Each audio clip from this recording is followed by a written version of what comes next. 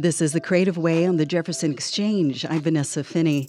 The Ashland Independent Film Festival starts on April 24th, and today I'm talking about it with the festival's co-director of programming, Richard Herskowitz, as well as filmmakers Gary Lundgren and Richard Green. Richard Herskowitz, I'll start with you. How is AIFF's approach this year different from last year and previous years? You know that we did our 2024 festival in October of 24, so this was a really rapid turnaround so that we could get ourselves back on the April track, which, our audience really wanted us to do and the board wanted to do. So what that meant was that we didn't do the open call for submissions that we normally did, but rather Laura Johnson, my co-director of programming, and I really curated this program. We attended various film festivals, Sundance, Slam Dance, both of those virtually, and others. Filmmakers sent us work, and from those we selected the 18 or so programs that film programs that we have planned for this year. It's because of the rapid turnaround.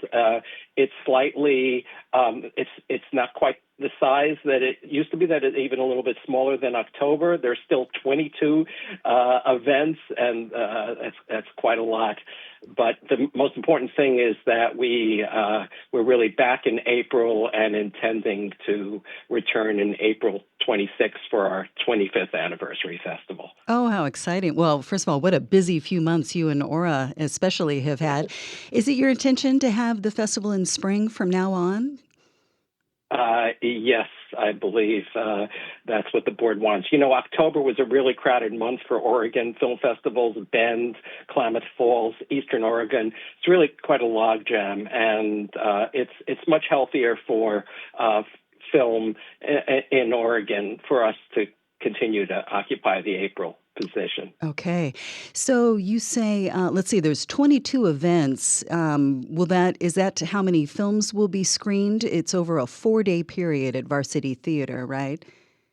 That's right. There are 18 film programs, including 3 of those are shorts programs and 15 features. And then there are 4 talkbacks. All the film programs are in the Varsity Theater, and the talkbacks are in the AIFF Film Center on Main Street. Okay, great. That's a cozy little venue. I've been enjoyed talkbacks there. Now, this year's festival features several films with Oregon connections. Let's start with the feature-length documentary, I Know Catherine, the Log Lady. It explores Catherine Coulson's extraordinary death and life as her role as Twin Peaks' Log Lady. Richard Green, you directed this. How did this project come to be? I knew Catherine since I was 20 when I was in Los Angeles coming down from San Francisco. We had been in a large theater company, and I got a job in L.A. and ended up hanging out in Hollywood Hills with Catherine and David Lynch and Jack Nance and knew them through the years. And when Catherine passed away, I got a call from Donna Dubain, our executive producer on this, who has since passed as well, just telling me what had happened, which is that they had shot Catherine's scenes in her living room because she was too sick to travel. But all the scenes had been rewritten for the Log Lady to not be traveling, to be dying of the same disease that Catherine was dying of. Mm-hmm. And they shot it, and 4 days later, she passed. And when I heard that on the day that she passed from Donna Duvain, I thought, this is an amazing story. How did this happen? Why did this happen? Has it ever happened before? And just got real interested. Let's go to a clip of I Know Catherine, the Log Lady, and we'll hear David Lynch speaking first. One of my dearest, closest friends is Catherine Coulson, for sure. Hi, this is Catherine Coulson, Coulson. I'm on hospice. I probably don't have a whole lot longer. In 1990, Catherine Coulson became an international cult icon as the Log Lady in the groundbreaking television series Twin Peaks.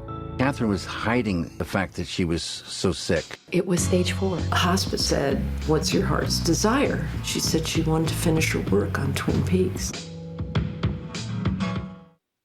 Such an interesting story. So obviously, with this size of a documentary, you have lots of interviews and archival footage.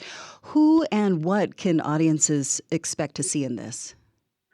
Well, I think you can expect to see a portrait of someone who was just incredibly dynamic. It wasn't just the log lady. On camera, she was the log lady. Behind the camera, she pulled focus on Eraserhead, where she learned how to be a first AC. Also worked on 2 Cassavetes films and Star Trek Wrath of Khan with Nicholas Meyer as director, as first AC. And she also had 22 seasons at the Oregon Shakespeare Festival and plays all around the country. So on camera, behind the camera, on stage, and in the community, she was a community leader through her religious affiliation. Extraordinary woman. And what you'll see are her amazing and extraordinarily eloquent friends. Pulitzer Prize-winning playwrights like Robert Schenken, prize-winning playwrights like Lisa Loomer, and maybe David Lynch's final on-screen appearance. I don't know that for sure. Mm-hmm. But we had worked together on Mulholland Drive incredibly intimately. I played the magician in the Club Silencio. We'd known each other so long. When we finally worked together, it was just special. And a couple of years, 20 years later, when I interviewed him for this film, it was the same intimate conversation. And he is so charming and funny and interesting and moving in this movie, as are all of her friends, just incredible people from the cast of Twin Peaks and from many different walks of life. She certainly did make an impression on those who worked for her. Shankman, you mentioned Robert Shankman. He created new works for her, as did David Lynch, who just passed away himself in January. Yes. And a new fact for me was that the idea of the log lady was actually conceived in 1973 on Eraserhead. I saw that in the, finally in the 90s, and I had no idea that she was originally involved in that. They were very close. She was going to be the star of this crazy television series. David himself, there's a lovely moment when he just talks about what a stupid idea it was, right. But it was fun to think about. Yeah. And then 20 years later, he surprised everybody. I don't think Mark Frost knew she was coming up when he had her switching on the lights in the pilot of Twin Peaks. And as Mark says in the movie, it just, when the pilot aired, she was pure gold. They just realized she was very valuable to the show.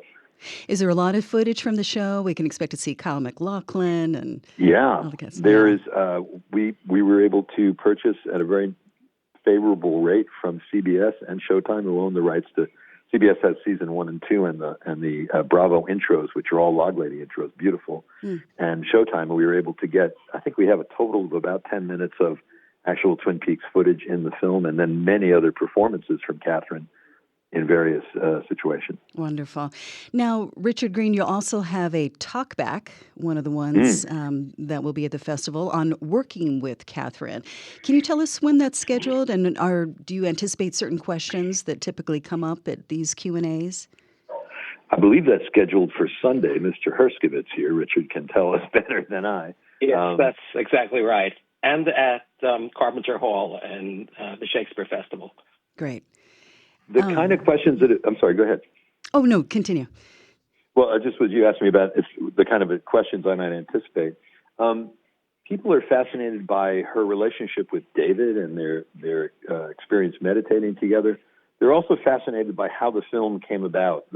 It's been a long process, starting with that first phone call from me, and then a few years later doing a crowdfunding Kickstarter to raise the money. We have 1,752 backers across the world. And a couple of the backers and myself tripled the budget off of that because it took a long time to make this. There was any kind of, I guess, biography where you really need to sort of research that first couple of years is really just sort of putting the story together.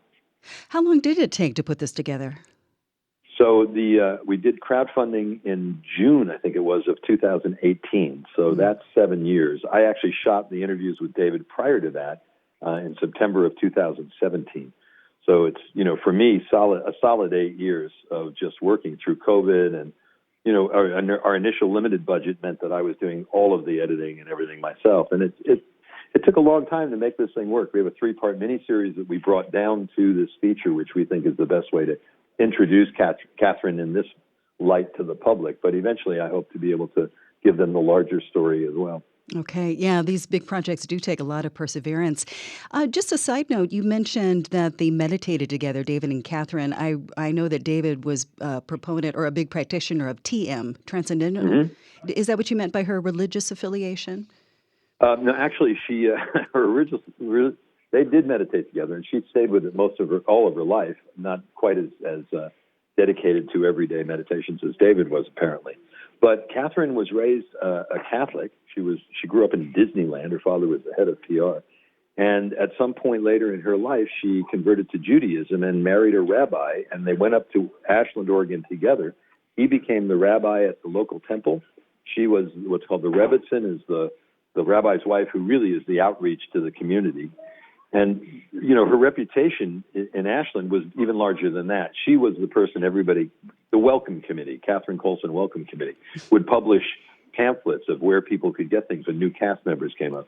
This was a woman who organized people and brought them together, and it, in my opinion, helped form David Lynch's renown for treating his actors, his cast, his crew, and everybody who's working with him just really personally, so everybody feels a part of the project. And I've always believed that that's maybe Catherine's influence from her days in theater and also at Disneyland.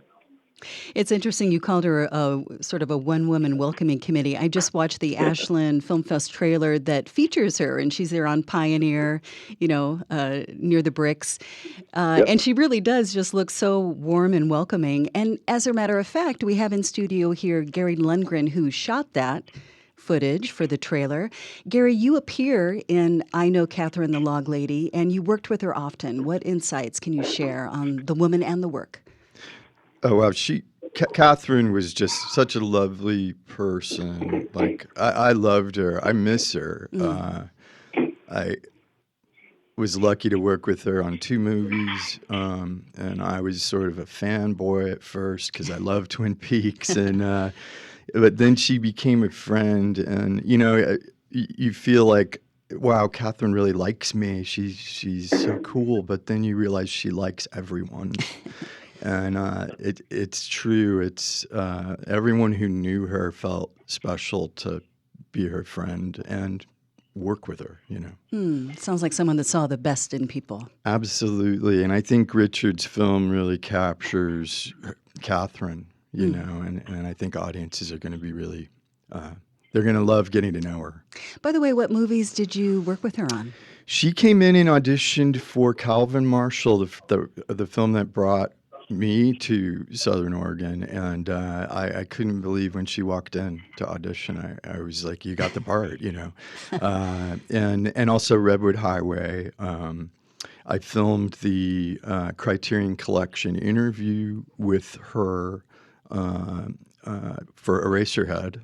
That's on the Blu-ray, and then I helped film her role in Twin Peaks season 3, 4 days before she passed away. Oh. Well, you're part of a special closing night event at the Ashland Film Festival. It's called An Evening with Bruce Campbell, Ida Giron, if I'm pronouncing that right, and your wife, Annie Lundgren. What's the topic of that conversation? Yeah, Bruce and Ida have a new film, and Annie and I have a new film, and they weren't quite ready to premiere. They're works in progress. So we're going to talk about just working creatively as a couple in filmmaking, us 4, and then also show advanced clips to our movies. I have a film called Pelican that was filmed in Gold Beach last year.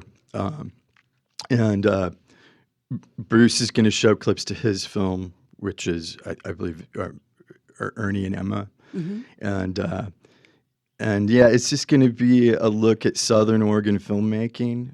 That's, movies that are being developed and crewed and filmed right here. Okay, wonderful. The business is booming here locally. My guests are Richard Herskowitz, a co-director of the Ashland Independent Film Fest, and filmmakers Gary Lundgren and Richard Green. This is The Creative Way on the Jefferson Exchange. We're back with The Creative Way on the Jefferson Exchange. I'm Vanessa Finney. I've been talking with filmmakers Gary Lundgren and Richard Green, as well as Richard Herskowitz, a co-director of the Ashland Independent Film Festival. Let's go to the Pride Award winner, Sandy Dubowski, with The Sabbath Queen. We actually have a clip. Sabbath Queen is a remarkable 20-year journey in the life of a 39th generation Orthodox rabbi and a drag queen. Here's the trailer from Sabbath Queen.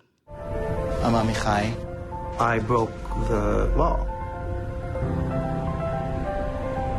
According to our family story, I descend from 38 consecutive generations of rabbis. My grandfather, who died so brutally. My uncle, the chief rabbi of Israel. I feel sorrow for a Jew who doesn't follow tradition. In my early 20s, I was publicly outed, and I did not give my consent. Okay, that was Sabbath Queen. Richard, can you fill in some of the story on that film? Yes. This is a film made by Sandy Dubowski, who is winning our Pride Award this year. And he worked on this film for 21 years. The rabbi, Amichai Lavi, is actually Sandy Dubowski's rabbi.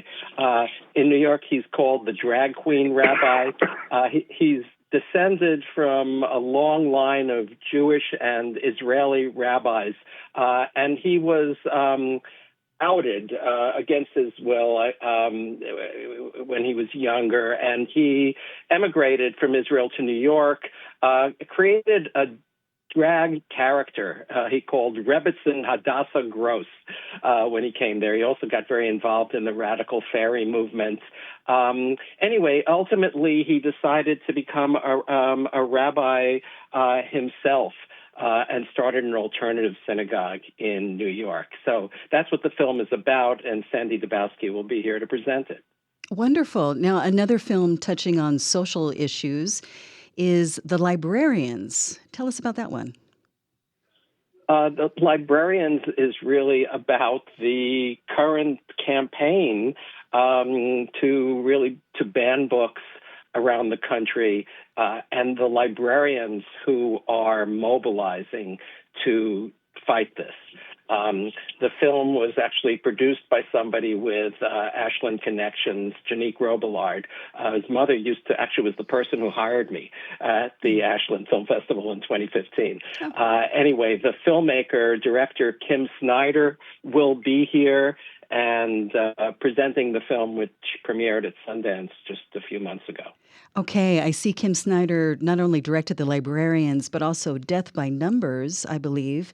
And that's part of one of the shorts program that you're presenting. That'll include Death by Numbers, Chasing Rue, and Eternal Father. Yes, all those films were on the Academy Award shortlist for Best Documentary, and two of the filmmakers, including Sky Fitzgerald from Portland, will be here for that program. Kim's film, Death by Numbers, is about a victim in a school shooting, or a student in a school that was a victim of a school shooting. And her name is Sam Fuentes, and she became an activist for gun control. She's actually also coming with Kim and will be attending that screening. Okay, that humanitarian trilogy, that's a short program that'll have 50 Feet from Syria, Hunger Ward, and Lifeboat. That's the second shorts program that Sky Fitzgerald is presenting. The first one includes Death by Numbers. This one is 3 films by Sky Fitzgerald. He calls the humanitarian trilogy. It's really about the refugee crisis in various parts of the globe.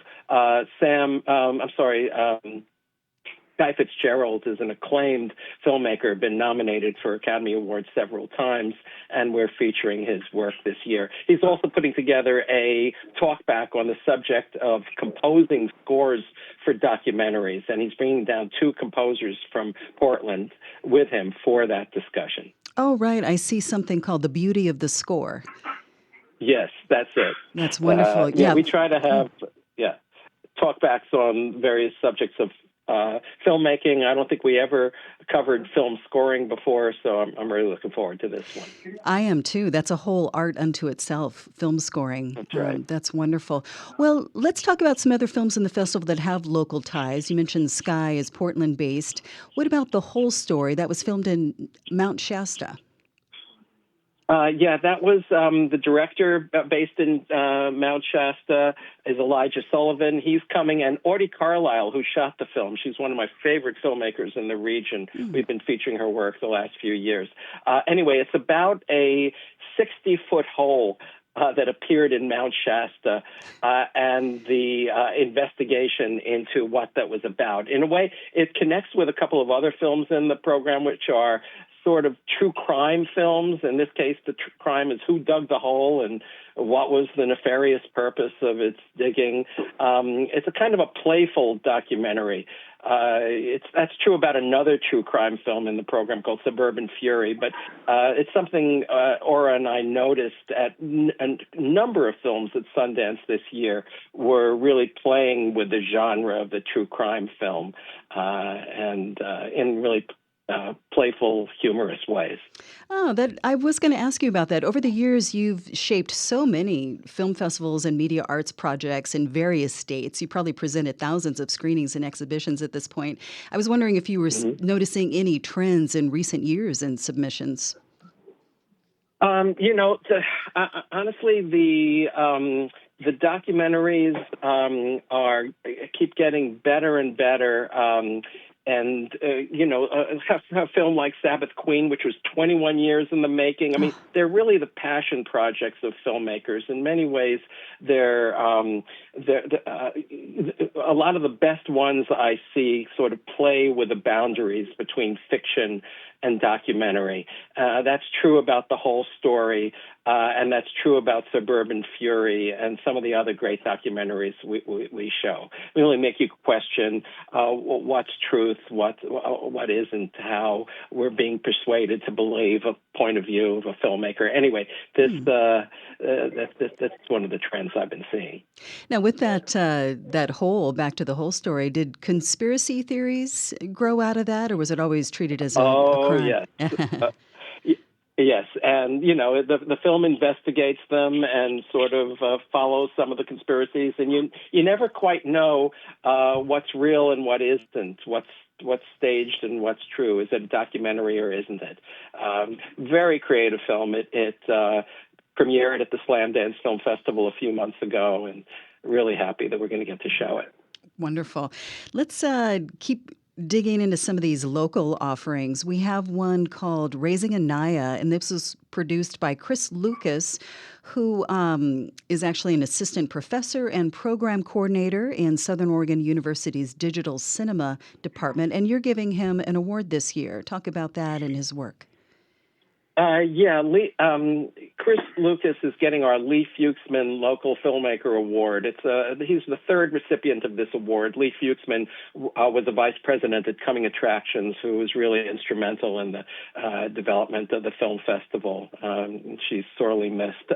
Anyway, Chris has been really, he's been involved as a film producer and a film professor, been really inspirational to many students at SOU, including our new managing director, Nicole Gullickson, who's going to be presenting him the award. I think other students will be there. Anyway, he produced this wonderful film called Raising Anaya about a dancer in Houston, a young dancer who was affected by a hurricane and the flood that followed, and she created a dance performance in response to that. And this dance performance really explores topics of environmental justice and larger topics beyond the hurricane.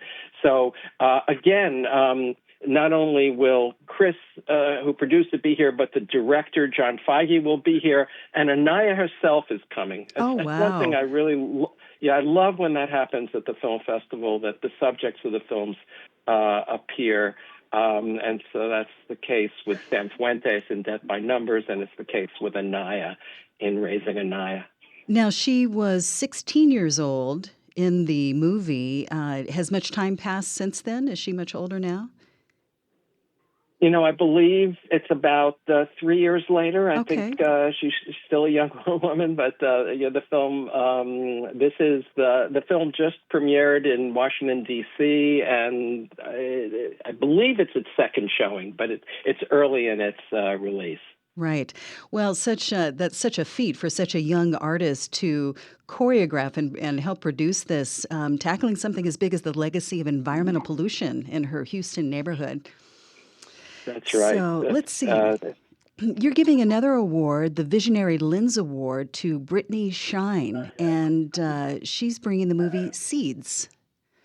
That's right. Seeds is about African American farmers and in the South, and this film won the grand jury prize at the Sundance Film Festival, and last week it won the grand jury prize at the Full Frame Festival in Durham, North Carolina. So there's probably no more acclaimed documentary feature in the past year than Seeds. So we're really honored to have it, and that Brittany Shine is coming out. We're giving her our Visionary Lens Award as an emerging filmmaker, and not only will she be attending all the screenings of Seeds, but we're going to do a conversation and talk back with her in the Film Center, in which she's going to show the 2 short films she made that preceded Seeds. Just one thing I want to add about Seeds is it has the most gorgeous black and white cinematography. I'm just a sucker for black and white, and this film is just a knockout. Okay. Let's try to squeeze in one more trailer here. Let's see. Let's play Sultana's Dream. And before we play it, can you set it up for us a bit? Yeah, people won't be able to tell from the audio clip, but this is an animated film. Yeah. And it's inspired by this feminist, a real science fiction story written in 1905 in Bengal called Sultana's Dream. And in the film, it's about a young Spanish artist who travels to India in search of the author of this 1905 book, which envisioned a feminist utopia called Ladyland. Anyway, beautifully animated with watercolor backgrounds and cutout animation. It's just a knockout. I can attest to that. I saw the trailer and it is gorgeous. So here's a clip from the trailer of Sultana's Dream. Here, we do the logical thing. Instead of locking away women to keep them safe, we lock up the hungry, ravening beasts. The world appears to them as an inexhaustible box of surprises. Nothing you can say can pull me away from you. I love you.